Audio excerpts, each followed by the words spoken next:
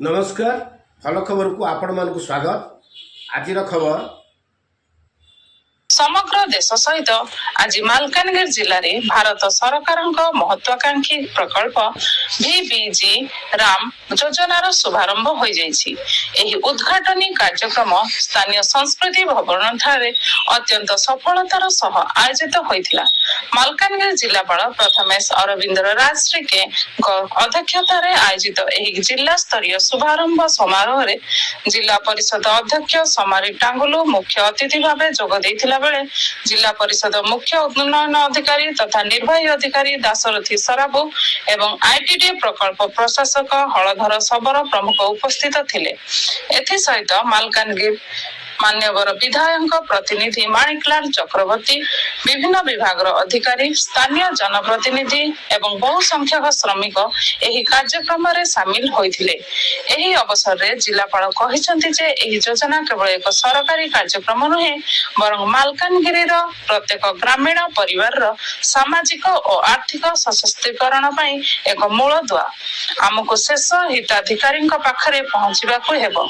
प्रत्येक ग्राम पई सठिक और दूरदृष्टि संपन्न कार्य खसड़ा प्रस्तुत करिया पई अधिकारी मानक जिलापाल निर्देश देइछंती, जहा द्वारा प्रकृत श्रमजीवी यार सर्वाधिक लाभ पाई परिबे एवं जिलार प्रगति सुनिश्चित हेबो। जिला परिषद अध्यक्ष निज अभिभाषण रे कहिसंति जे VBG राम योजना माध्यम रे जिलार ग्रामांचल रे रोजगार एवं सामग्रिक विकास रो एक बड़ सुजोग आसीछि। ग्राम स्तर रे यार सफल रूपायन पई समस्त मिलिमिशे प्रयास करबा आवश्यक। तो उपस्थिति जनसाधारण को संबोधित करी MC शुभश्री साहू ए नूतन योजनार रूपरेख लक्ष्य और मिलुवा सुविधा संबंध रे विस्तृत सूचना प्रदान करथिले। ग्राम स्तर रे नूतन रोजगार सृष्टि करिबा, मौलिक भित्तिभूमिर विकास करिबा एवं साधारण लोकଙ୍କ जीवन धारणर मानक उन्नति करिबा एही योजनार मूल लक्ष्य बोली से प्रकाश करथिले। एही योजना मात्रे व्यापक भावे नूतन कर्मसंस्थानर सुযোগ सृष्टि करा जिवो। एहा सहित स्थानीय श्रमजीवी सेमानଙ୍କ ପାଇଁ दिन काम अवसर रे सुनिश्चित करिबा सह ग्राम गुड़िकरे रास्ता, पानी, सुस्वच्छता और अन्य मौलिक सुविधार सुदृढ़ीकरण करा जिवो।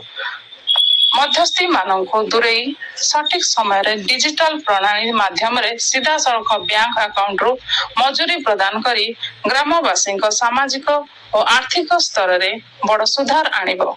एहार मुख्य लक्ष्य ऑटो कार्यक्रम अवसर रे जिलापाल समस्त विभागीय अधिकारी को प्रत्येक ग्राम उपयुक्त कार्य खसड़ा प्रस्तुत करिया को निर्देश देइछन्ति, जेपरि ग्रामांचल रे शेष हिताधिकारी पाखरे ए सुविधा पहुंची पारिबो एवं लोके एहार सर्वाधिक लाभ उठाई पारिबे सेथि प्रति से गुरुत्वारोप करिछन्ति।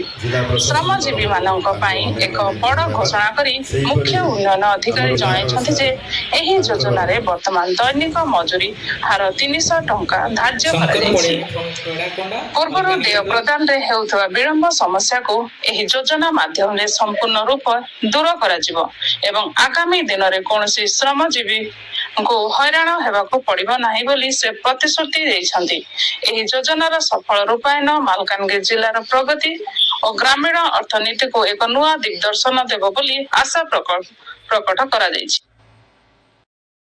आमर भल खबर यूट्यूब चैनल देखी आपणकर सुचिंतित मतामत दियंतु, सब्सक्राइब और शेयर करी लाइक कमेंट दियंतु। धन्यवाद। नमस्कार।